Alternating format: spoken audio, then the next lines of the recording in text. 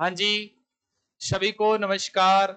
मैं संदीप सुडा आपका हार्दिक स्वागत करता हूं आपके अपने YouTube channel Hindi with Sandeep Suda में। आज अपने इतिहास के वीडियो से संबंधित अपने आज इतिहास के खासकर हिंदी साहित्य के इतिहास की प्रवृत्तियों से संबंधित अंतिम वीडियो में बना रहा हूं, जिसमें अपने प्रवृत्तियों का अध्ययन करेंगे। अपने बात कर रहे थे आदिकाल से लेके आदिकाल, भक्ति काल, रीति काल, भारतेंदु काल, द्विवेदी काल, छायावाद काल, अपने बात की है प्रगतिवाद की, अपने बात करी है प्रयोगवाद की। आज जो अपने बात करेंगे वो बात करेंगे नई कविता की, साठोत्तरी कविता की, समकालीन कविता की। ठीक है, प्रमुख प्रवृत्तियों की बात करेंगे और अपने बात करेंगे अद्यतन तक, आज तक चलने वाली प्रमुख प्रवृत्तियों के बारे में बात करेंगे।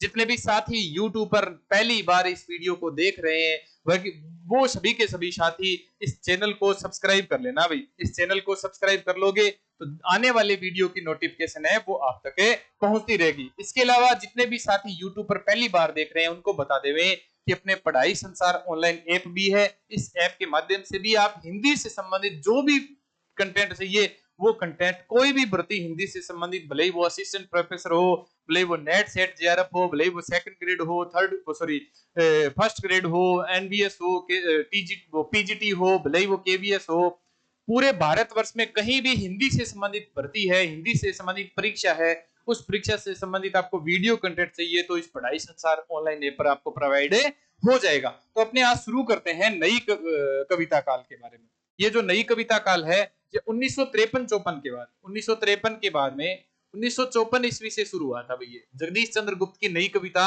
पत्रिका के माध्यम से। तो इसमें क्या है कि जो छायावादी युग था, जो प्रगतिवाद था, जो प्रयोगवाद था, और प्रयोगवाद का एक परिष्कृत रूप किसमें मिलता है, संशोधित रूप किसमें मिलता है, तो नई कविता काल में मिलता है। अब देखो इसमें भोगे हुए यथार्थ पर बल दिया गया, क्योंकि 1943 के आसपास अपने को पता लग गया था, द्वितीय विश्व युद्ध के आसपास है कि जो 1953 ईस्वी में जब नई कविता काल आया तो भारत है वो आजाद हो गया। और इसके साथ साथ में भारत आजाद तो हो गया, लेकिन भारत के लोगों का तो सपना था कि जैसे ही भारत आजाद होगा तो वैसे वापस सोने की चिड़िया बन जाएगा। लेकिन समस्या आ गई सबसे बड़ी। वो समस्या ये थी कि जो नेता, जो जमींदार लोग, जो कह सकते हैं जागीरदार लोग अंग्रेजों की तरफदारी करते थे, वही लोग सत्ता में आ गए। तो जो सामान्य जन था, जो आम इंसान था, वो कहा जाए, वो तो मध्यम वर्ग का मध्यम वर्ग ही रह गया। उनको क्या मिला, उस ईमानदार व्यक्ति को क्या मिला, तो भोगे हुए यथार्थ पर बल देने की बात करता है यहाँ वो इंसान। तो जीवन के प्रति आस्था को प्रकट करता है कि जीवन जियो, जीवन पहले होना चाहिए, सब कुछ बाद में, पहले क्या होना चाहिए, तो जीवन होना चाहिए। अब देखो ये जीवन कैसा है, ये महानगर में रहने वाले जो लोग हैं उनकी सभ्यता से उपजा हुआ जो भावबोध है। क्योंकि महानगर में जो व्यवस्थाएं थी, वो महानगर में व्यवस्थाएं ऐसी थी, मध्यम वर्ग ज्यादा पनपरा था वहां। ठीक है, तो उनके प्रति जो आस्था प्रकट की गई, उनकी जो मन की जो अभिव्यक्ति प्रकट हुई, वो अभिव्यक्ति प्रकट हुई कौन सी कविता के माध्यम से, तो नई कविता काल के माध्यम से। अब इसमें देखो लघु मानव की अवधारणा स्पष्ट हुई है, इसमें लघु मानव की अवधारणा स्पष्ट हुई है, समष्टि चेतना का विकास हुआ है।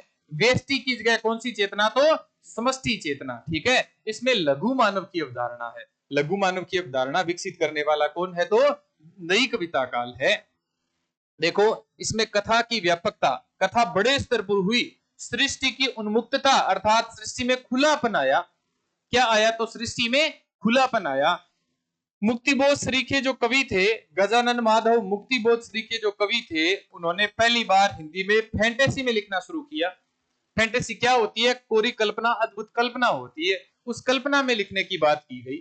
नए प्रतीक आए, नए बिंब विधान हुए और मुक्त क्षण में अभिव्यक्ति हुई। वही नए प्रतीक, नए बिंब विधान, नए प्रतीक, नए जो कह सकते हैं नया काव्य मिलता है, वो प्रयोगवाद से थोड़ा सा भिन्न नई कविता में परिष्कृत रूप में सामने अपने आता है। ये 1954 से। अब 1954 के बाद में क्या हुआ कि जैसे ही साठोत्तरी कविता के बारे में अपने बात करते हैं, तो 1954 के बाद में 1960 में क्या हुआ कि भारत पर चीन का आक्रमण होता है।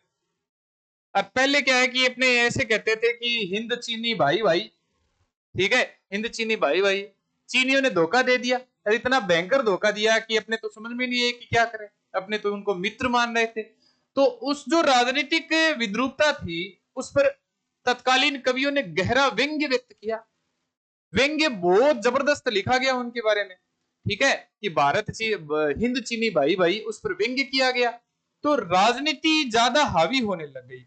दूसरी बात, एक तरफ तो जनता वो जो ईमानदार थी, जो आजादी का सपना देखती थी, तो भारत आजाद भी हो गया, लेकिन वो तो वैसे के वैसे ही थे, और ऊपर से चीन आक्रमण कर देता है तो उनकी हालत तो और ज्यादा पतली हो गई। तो देखो, बड़े स्तर पर मोह भंग हुआ। क्या हुआ? बड़े स्तर पर मोह भंग हुआ, राजनीतिक मोह भंग, ठीक है। और सांस्कृतिक मूल्य में आस्था जो हुई, वो एक प्रकार से कह सकते हैं राजनीतिक काव्य ज्यादा लिखा जाने लगा। सांस्कृतिक मूल्य बोध है, उसमें आस्था की संस्कृति को बचाए रखने का काम करो। ये एक प्रकार से क्या हो रहा है, जनता का मोह भंग हो रहा है। लेकिन देखो, राजनीतिक विद्रूपताओं पर, ये राजनीतिक शब्द है ना, ये राजनीतिक शब्द ऐसे लिखा जाएगा, राजनीतिक विद्रूपताओं पर गहरा व्यंग्य लिखा गया। कैसे? चीनी आक्रमण के प्रभाव के कारण, ठीक है, चीनी आक्रमण से। ये साठोत्री कविता कब की है? 1960 के बाद की कविता कौन सी मानी जाएगी? तो साठोत्री कविता मानी जाएगी ये, ठीक है। अब इसमें वापस क्या आता है? नारी के प्रति आक्रोश की भावना आती है। देखो, नारी के प्रति आक्रोश की भावना किसमें आती है? तो किसमें आती है? साठोत्री कविता में आती है। नारी उद्धार की कामना, अपने बात करें द्विवेदी युग में, बात करें छायावाद युग में, अपने बात करें प्रगतिवाद में, यहाँ साठोत्री कविता में तो नारी के प्रति आक्रोश की भावना व्यक्त की गई। अस्वीकार्य दर्शन का स्वीकार, हर चीज को अस्वीकार करो, हर चीज को अस्वीकार करो कहने वाले कौन थे? तो ये साठोत्री कविता के कवि थे, जो 60 से 75 के बीच में लिख रहे थे। देखो, कविता की भाषा में संगीतात्मकता के स्थान पर गद्यात्मकता हावी हो गया। संगीत के स्थान पर क्या हावी हो गया?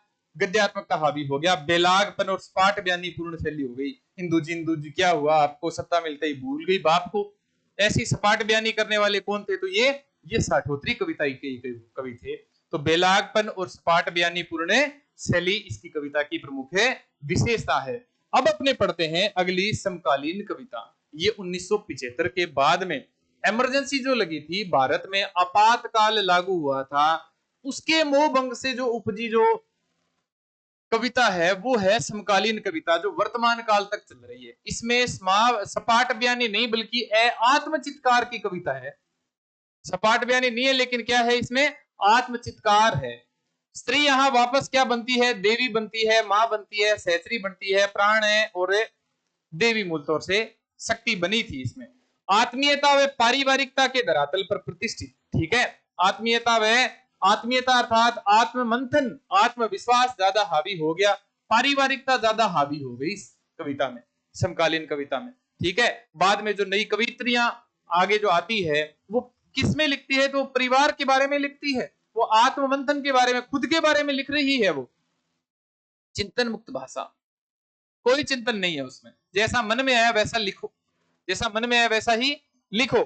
चिंतन मुक्त भाषा। लाक्षणिकता, देखो लाक्षणिकता मुख्य विशेषता है इसकी। और आत्माधिकार अर्थात आत्मचित्कार को व्यक्त करती जनवादी कविता है भाई। कैसी कविताएं? जनवादी, लोगों के प्रति, जन के प्रति आकर्षित करने वाली जो कविता है उसे समकालीन कविता नाम दिया गया। और अंतिम जो इनकी विशेषता है वो है राजनीति का जीवंत चित्रण भी है इसमें, ठीक है ना। राजनीति का जीवंत चित्रण मिलता है इसमें, राजनीति का जीवंत चित्रण मिलता है इसमें। इसमें क्या मिलता है? राजनीति का जीवंत चित्रण मिलता है। राजनीति भयंकर तौर से हावी हो गई, राजनीति भयंकर तौर से हावी हो गई। कौन सी कविता में हावी हो गई? तो अपने समकालीन कविता में, ठीक है, जो आज तक हावी हो रही है, आज तक चल रही है, अभी तक चल रही है भाई, आज दिन तक चल रही है, आज दिन तक चल रही है भाई, ठीक है। ऐसा राजनीति का सपाट बयानीपूर्ण, ऐसा राजनीति का जीवंत चित्रण जो आज दिन तक चल रहा है भाई, ठीक है ना। ये है अपने हिंदी साहित्य के इतिहास की मुख्य प्रवृत्तियां। ये जो वीडियो समकालीन कविता का, साठोत्री कविता का या फिर नई कविता का वीडियो पहली बार जो बच्चे देख रहे हैं उनको बता देवे कि अपने एक प्लेलिस्ट बनाई हुई है यूट्यूब पे, जिसमें आदिकाल के नाथ साहित्य, सिद्ध साहित्य से लेकर के और समकालीन कविता तक पूरा अध्ययन उसमें बताया गया है। उसमें पूरा बताया गया कि कैसे इसमें कौन कौन से काल की प्रमुख विशेषता कौन कौन सी है, वो सब अध्ययन इसमें करवाया गया। इस वजह से आप इसके पहले की वीडियो है उसका भी अध्ययन कर सकते हैं अभी। ठीक है ना। मिलते हैं अगले वीडियो में एक नए टॉपिक के साथ में, नई चर्चा के साथ में। आपकी जानकारी के लिए एक और बता दूं कि परसों 2-4 दिनों में क्या है कि मैं एक महामैराथन क्लास लेने वाला हूं। स्कूल व्याख्याता प्रथम प्रश्न पत्र के हिंदी व्याकरण से संबंधित एक महामैराथन क्लास लेने वाला हूं। महामैराथन क्लास लेने वाला हूं जिसमें पूरी की पूरी हिंदी व्याकरण है जो स्कूल व्याख्याता के प्रथम प्रश्न पत्र में आती है, उस हिंदी व्याकरण में पूरा अपने अध्ययन करेंगे, उसमें पूरी अपने बात करेंगे, हिंदी साहित्य के इतिहास के बारे में अपने पूरी बात करेंगे, अपने बात करेंगे हिंदी व्याकरण के बारे में, अपने बात करेंगे कि स्कूल व्याख्याता के प्रथम प्रश्न पत्र में एक जो हिंदी साहित्य के इतिहास की बात कर रहा हूं, तो इतिहास की बात में एक सेकंड पेपर का भी एक महामैराथन चला दूंगा जिसमें हिंदी साहित्य का इतिहास, एक मैराथन चला दूंगा जिसमें हिंदी साहित्य का काव्य शास्त्र, एक क्लास चला दूंगा जिसमें हिंदी साहित्य का बीए का पार्ट, और एक क्लास चला देंगे जिसमें हिंदी साहित्य का हिंदी साहित्य के जो सेकंड पेपर है उसमें संज्ञा, सर्वनाम, विशेषण, क्रिया, कारक, कव्य वाली वो क्लास आप तक प्रोवाइड करवा दूंगा। आप, मेरा टारगेट है आपको अच्छे से अच्छे नंबर मिले, अच्छे से अच्छे नंबर मिले। मैंने कोशिश भरपूर की है, इस कोशिश को अमली जामा पहनाने का जो काम है वो आप सभी लोग करेंगे। आप अच्छे से अच्छे नंबर लेके आएंगे तभी मेरा उद्देश्य है ये सफल होगा। धन्यवाद। मिलते हैं अगले वीडियो में। तैयारी जोरों शोरों से करते रहो भाई। धन्यवाद।